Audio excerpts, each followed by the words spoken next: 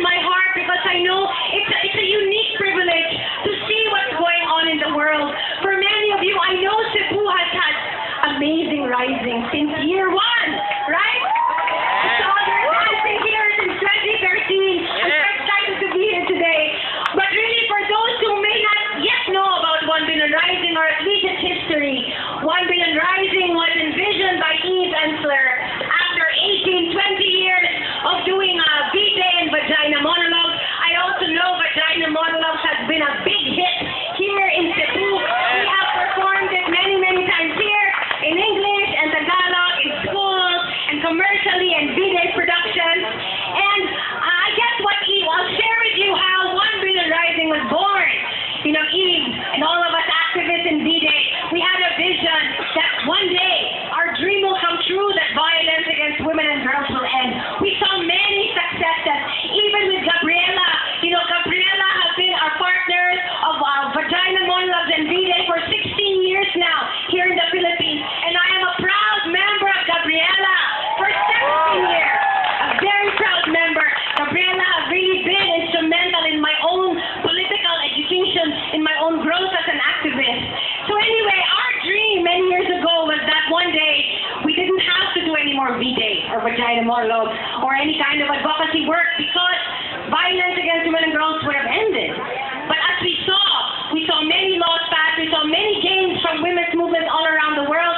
But what we also saw was the escalation of other forms of violence. You know, for example, economic violence, policy-instigated violence that are being sold to us as inclusive growth or development or success stories. Correct? How can our president say 5,000 Filipinos who leave every day to be forced, labor, exploited abroad? It's a success story. That's crazy, right? That's a ridiculous statistic. How can we say that APEC came here a month ago about inclusive growth when our farmers, our peasant people, our farm workers, our fisher folk, our workers in the factories are suffering more and more and getting poorer and poorer. So we see, ladies and gentlemen, many other forms of violence that are getting more insidious. It's a manipulation to us. It's a deception. It's sold to us as growth, as development. But really what it's doing is bastardizing those words because we know the truth. The truth is the opposite is what's going on. We have our business elite and business oligarchs profiting from it. And our vast majority of people are not. And this is not just in the Philippines. It's all over the world. So that's just an example of other forms of violence. And we can go down the line. Sex trafficking, human trafficking, our refugees. In Europe, we have many, many risings for refugees because the extreme displacement of people because of wars. Wars caused by our imperialist countries are really damaging countries all over the world. The same with militarizations that are happening all over the world. Very similar to what's happening to our LUMAD because of mining companies.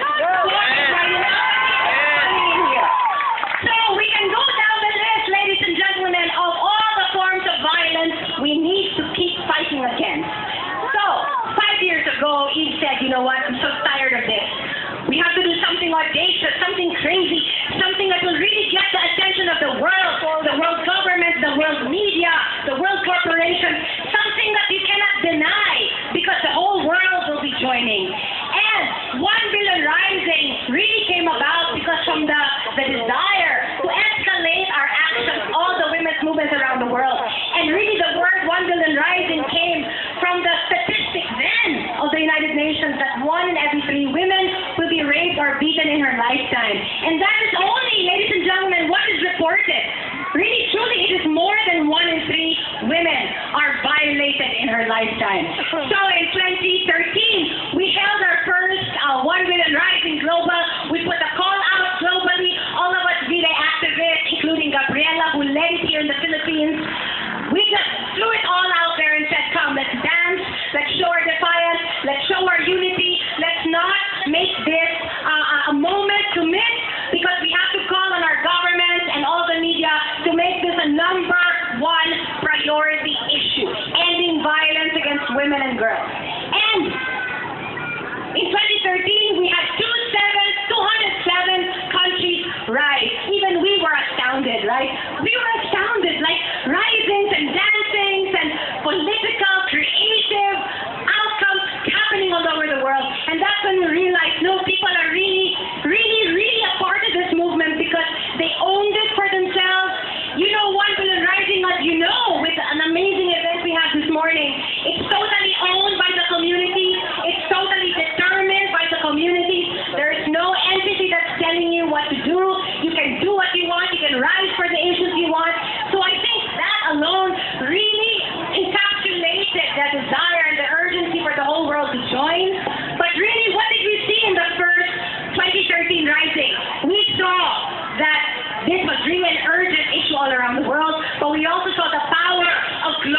solidarity. Here, We here. saw the national solidarity we had in the Philippines, but we also knew we were tied to a bigger global movement that was both lending and exposing our issues, and in turn, we were also bringing their issues into our rising. Because really, in effect, all our stories are the same all around the world. The inequality, the discrimination, the oppression, the political repression, the vast invisibility of people who have no money as compared to the money class who really partake of everything and who are taking everything. So for the first year, we thought that we would perhaps just do 1 year of 1 billion rising, which really became impossible because the whole world demanded we want to do it again. So global coordinators all around the world decided in the second year that the theme would be justice. So the second year in 2014, as you remember, 1 billion rising became 1 billion rising for justice, and all of us again realized we can call for justice because the level of impunity was so big, but so many of us belong to countries where we have very corrupt judicial systems. And what did we end up fighting for? We're truly social injustices, things you could not even bring to court. And even if you could bring them to court, people have no money to go to court. We have corrupt judges, we have a corrupt system that are not serving our people. So, after the second justice year, there was no other recourse but to call for revolution. Because we could not rely on our systems, on our structures to give us that justice. Unanimously, people around the world embraced the revolution theme. Revolution means anything you want it to be to invoke the change you want for your own community. So this radical shift in consciousness is what all of us are fighting for when we say 1 billion rising revolution. And not just to end the violence, but also to look at the roots and causes. As the good speaker said earlier, all the roots and causes in our society have to be what we fight against to be able to end violence against women and girls. So on the third year of revolution, we saw even more creative resistance happening. Because in the beginning, many people thought, oh, maybe we don't have a place in 1 billion rising, we're not activists. And I said, look, you don't have to be an activist. Gabriela, did I start out as an activist 17 years ago? I didn't. I was singing on stage in musicals. And then, Gabriela invited me to be the international spokesperson of the Purple Rose campaign to end sex trafficking of Filipino girls. And that began my journey. When we did Vagina Monologue here, I also realized this is a different play. It's an advocacy play. It's a play that really has legs and can talk about many more issues of which I knew nothing about at the time. So I partnered with Gabriela, and that partnership made that creative resistance form a lot more powerful, because you have to be with a movement already working on the ground, with a grassroots movement already struggling for 40 years with the same issue. So, when we had revolution last year, we saw even more communities join and many more creative initiatives happening. So, when we all met again this year for 2016, all the global coordinators around the world decided we cannot stop the revolution because we haven't quite had it yet.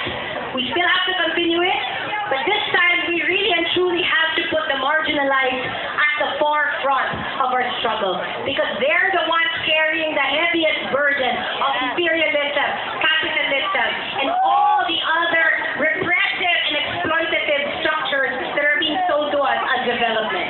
So here in the Philippines, of course, the grassroots have always led it through Gabriela and all our task force groups, KMU, Migrante, and all the other groups. And I'm so thrilled to be here in Cebu and seeing all the groups that are coming together, because really we cannot end violence against women and girls unless we come together. And I think globally, that